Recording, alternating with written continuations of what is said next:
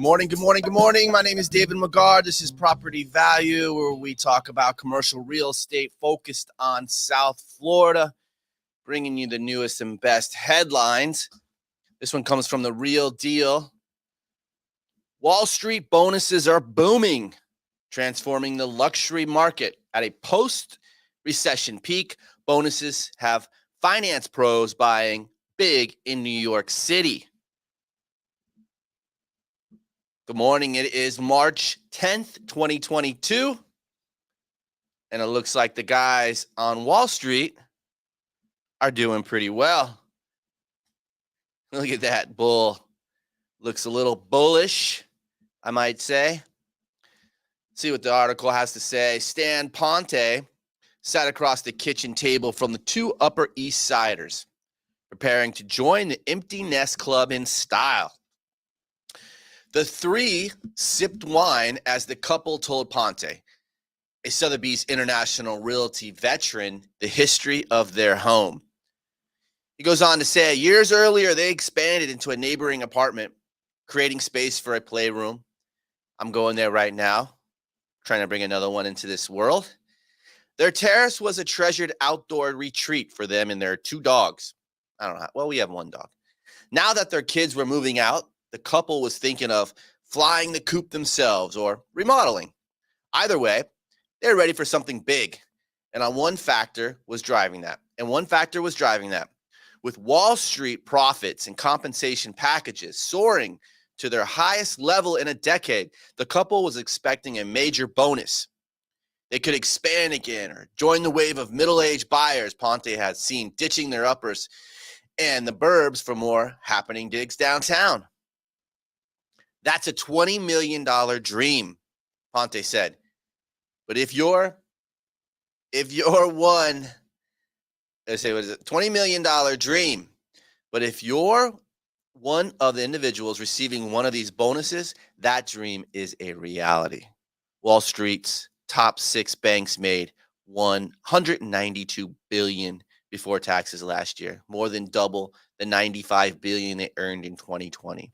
According to New York State's comptroller's office, pay at those firms rose 12% while staffing levels increased just 1%. Bonuses, which routinely exceed 100% of bankers' salaries, probably rose by 15% or more from last year. According to Alan Johnson of Johnson Associates, a compensation consultant, in certain areas like mergers and acquisitions, Johnson estimated bonuses could be up as much as 50%. Meanwhile, stock options from prior compensation packages vested far higher than their value when they were awarded them, thanks to the bull year. A perfect storm of wonderfulness in terms of compensation, Johnson said. While pay climbs to new heights, financial firms are battling for talent. According to an MIT study, the finance sector's churn rate hit 10% last year. Goldman Sachs lost 15 of every 100 workers.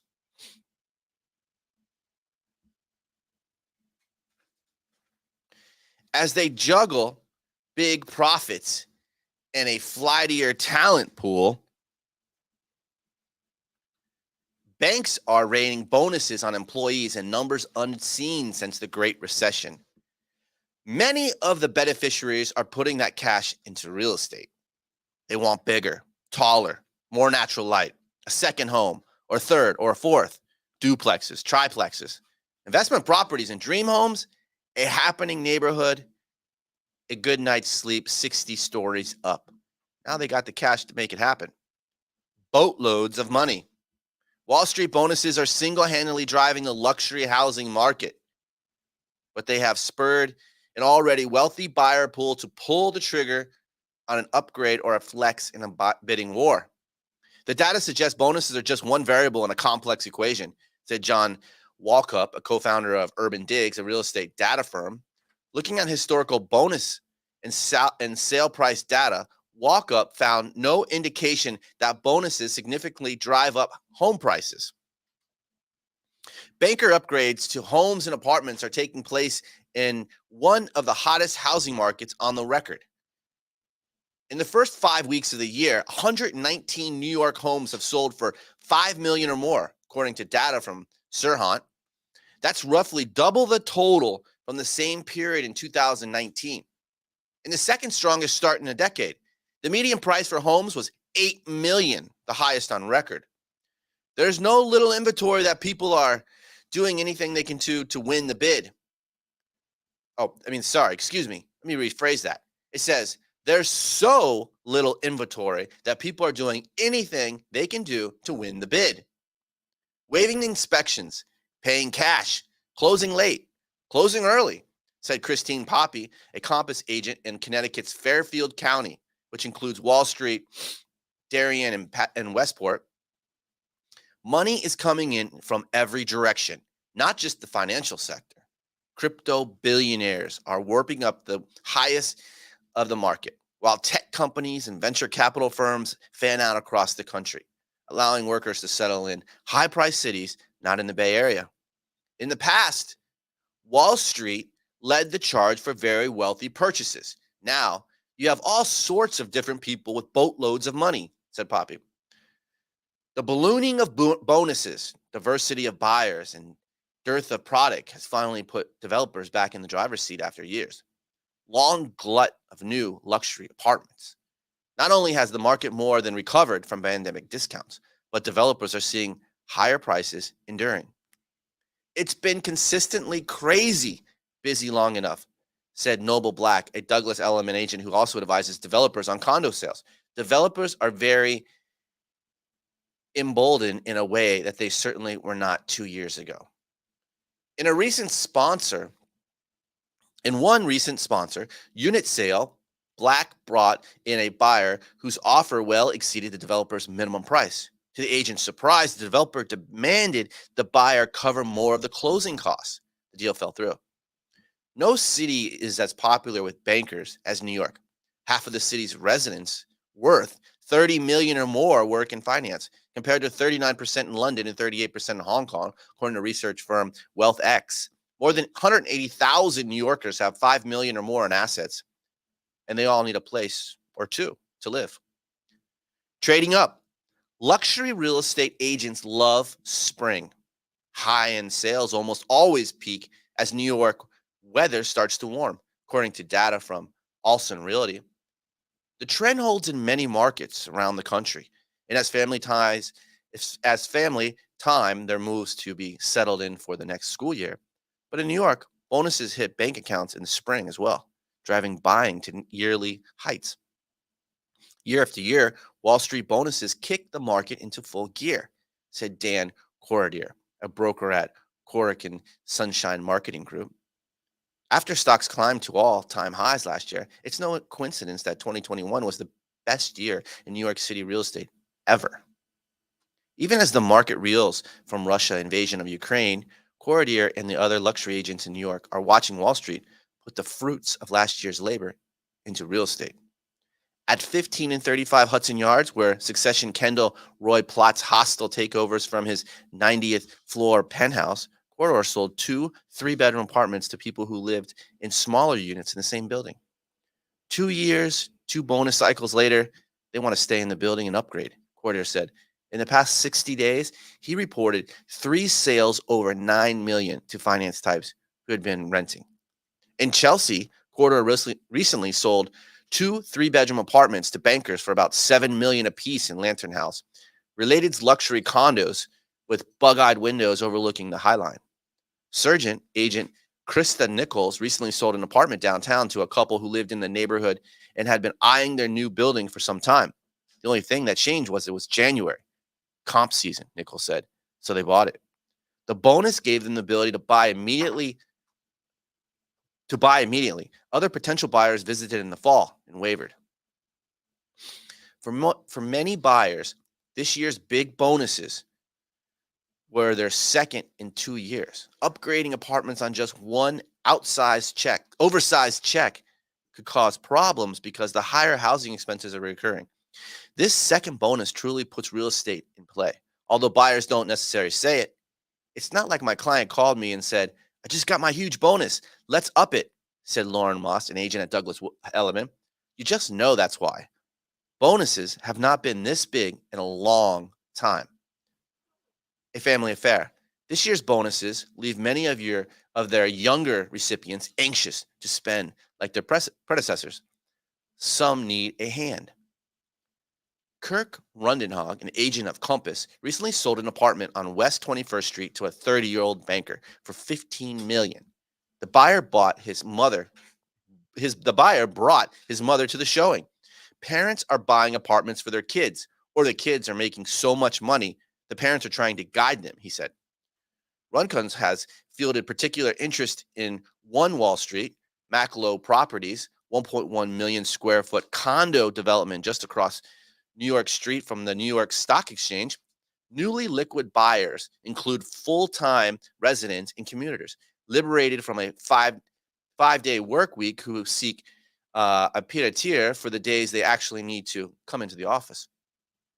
Older finance workers are using bonuses to keep the family close, but not cramped, in what Compass agent Brian Milton calls grandparent compounds. Milton has sold these hulking properties, some 10,000 to 15,000 square feet across Westchester County and Greenwich, Connecticut. Kobe Lahov, a broker at Living New York, is working with a one-time buyer with a $7 million budget. He's been renting for years, but now, as young single man who suddenly has money to spare, he's looking for a place he can grow into. He wants a show-off apartment, Lavas said. Just a few years ago, Lavas sold a Wall Street trader a $2 million apartment. Since then, the trader has had a kid and is thinking about another. Now he has his bonus. He wants to upgrade to a loft worth between $5 million and $6 million and is in no rush to sell the current place. He can always rent it, stay in it, or do extensive renovations on his new one. Buyers' mentality towards home buying mirrors their approach to trading securities at work. You don't want to buy Amazon when it's 30% up, Levitt said. You want to buy it when it's 20% down. That mentality has led some Wall Streeters to buy in neighborhoods that previous bank bigwigs would never have stepped a Gucci loafer in. They're not jumping into Soho or the West Village, says Lahal, who recalled a buyer telling him, I heard there's some value in Brooklyn. The city's 7 priciest neighborhoods to buy a home are Manhattan, according to the data from the Property Shark. Brooklyn locals grabbed 2 of the top 10 spots as prices in Dumbo and Red Hook jumped about 20% last year. The frenzy has even stretched up to Litchfield County, Connecticut, where Compass broker Rich Dystal has noticed an increase in finance workers looking to buy. He estimates that 4/5 of the buyers are New Yorkers seeking second homes and says that heightened demand has spread inventory wafer thin. He just listed a 4-bedroom colonial homestead in Roxbury, Connecticut for $5.7 million. The property, made of an antique woods and a local granite, sits on 450 acres of nature preserve. It's a type of oasis from the city the Wall Streeters have long sought in the Hamptons and Aspen, but it's more reasonable, schlepped from the city. Normally, we wouldn't see too much activity this time of year, but we are showing it regularly, and I don't expect it to be around for long, Distel said.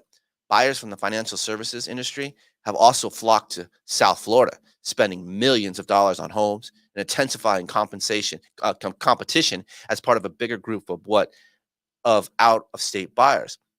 Say what you want about working from home, though. Wall Street isn't moving anywhere. Despite the refugees to Florida, all the people screaming about the taxes, complaining about the homelessness, Olson said, get over it. It's the greatest city in the world. If you evacuate, there'll be 2 people behind you wanting your spot. That story was from Catherine Calgers of The Real Deal, South Florida Real Estate News, reporting on the Wall Street second bonus and where their money is going. Bullish. People coming, I love how they talk about the Wall Street guys coming here, Wall Street of the South, West Palm, coming down and spending the money on the condos here in Miami. Speaking of that, I have a nice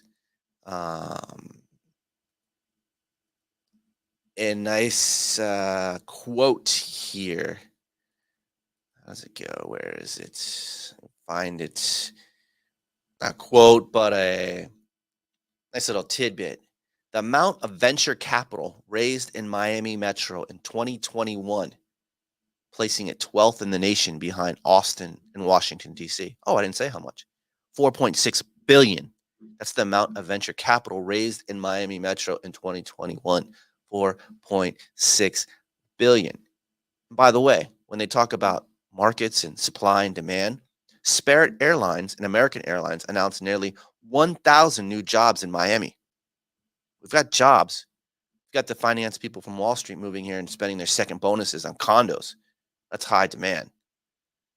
Not to mention, we've got developers willing to pay for it.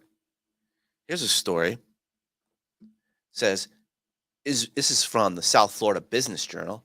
Israeli company plans 500 apartments in Brickell, buys neighborhood site. Interesting about this is not that there's an Israeli company buying or building in Brickell. Let's just read a little bit of it. It says, Gazette Horizons plans to make big moves in Miami's Brickell Financial District with a proposal for a 500-unit apartment tower and recent purchase of neighboring site. The Miami-based subsidiary of Israel real estate company Gazette Globe recently started demolition of the 3-story office building, the property that they bought for $29 million in 2017. It's just south of the Brickell City Center Mall and near the Brickell Metro Rail Station and the underlined pedestrian path near the transit line. So it's well located, proximity to the financial district. With you don't need a car, you can use the people mover. Great location. Here's the thing. They said, we think it's one of the best corners in Miami with access to the Metro Rail, the Metro Rover, and the underline. That's what I just said. We have been bullish on Brickell and Miami for decades. Our intent is to develop this building and hold it for a long run. Okay. Meanwhile, Gazette Horizon has purchased another 9,000 square foot retail building for $20 million from the Brickell Station Partners, LLC. They bought it for $20 million. The last time this place, the 9,000 square foot retail place, property sold, it sold for $1.5 million in 2021.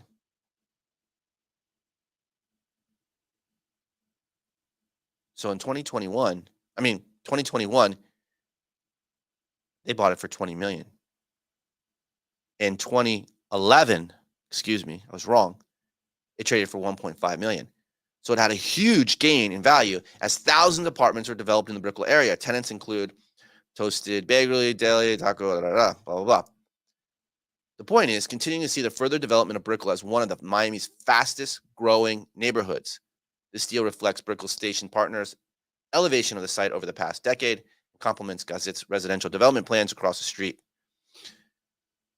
People are building, people are coming, jobs are here, supply is being built. And speaking of supply, my last article I'm bringing up was in the Real Deal as well. And it's talking about development, I believe, in Homestead, which is a very south portion of Miami-Dade in Miami, going towards the Florida Keys. And now I can't, maybe it was in the South Florida Business Journal, stick with me here. I'll find it. Micro units, best resort and greater, public company signs that, Israeli company. Maybe it was not there. I could have swore. Anyways, that's, yep, I don't know. I don't know what happened to the article. Former Texas home buyer, Boca Raton, South Dade, boom. Oh, here we go.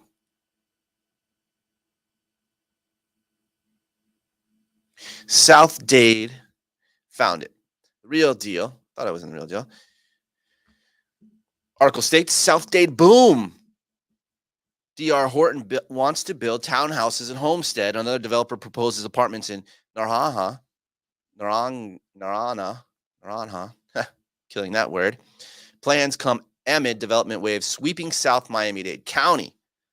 This is why I wanted to follow up on this, because why? Because we're talking about demand. Here we got the finance guys in Wall Street, New York, making double bonuses, the top ever earned, buying bigger houses, second houses, third houses, duplexes, investment properties. Developers building in Brickell, one of the fastest growing neighborhoods in Miami. And then we have Homestead. This is like going toward the Keys. Article states 2 developers are proposing new housing projects in South Miami-Dade County, showing the area has caught the eye of builders amid high demand linked to population growth. I just showed you the jobs coming in from American Airlines and Spirit Airlines, the money coming in from New York and Wall Street. Here's population growth. We're booming down here in South Florida. Major home builder Dr. D.R. Horton, based in Arlington, Texas, wants to build 67 townhouse complex in Homestead. He proposes a 202-unit multifamily building in the neighboring neighborhood in unincorporated South Miami-Dade, according to the preliminary application submitted to the county. D.R. Horton, whose chairman is under contract to buy 6.5 acres of land it wants to develop in Homestead. Current owner, North blah, blah, addresses don't matter. The point is that the proposals are the latest for South Miami-Dade, as the long underdeveloped area appears poised for more projects amid high residential demand created by a growing population and a lack of developable sites, areas closer to the city of Miami. In Homestead, home builder Lennar paid $22 million for 25 acres, $7 million for another 27 acres. D.R. Horton started building homes in 1978 and has a portfolio spanning 44 U.S. markets. 44 U.S. markets. Where's he buying land? South Florida. He also focused on South Miami-Dade, especially Florida City, where it has developed and purchased land, including paying $6.2 million for property in 2020. Demand, supply, 2022 is on fire, and I'm here to report it and bring it to you. You know what I mean? Gave him a guard. March 10th, 2022. Have a wonderful day, and we'll see you tomorrow.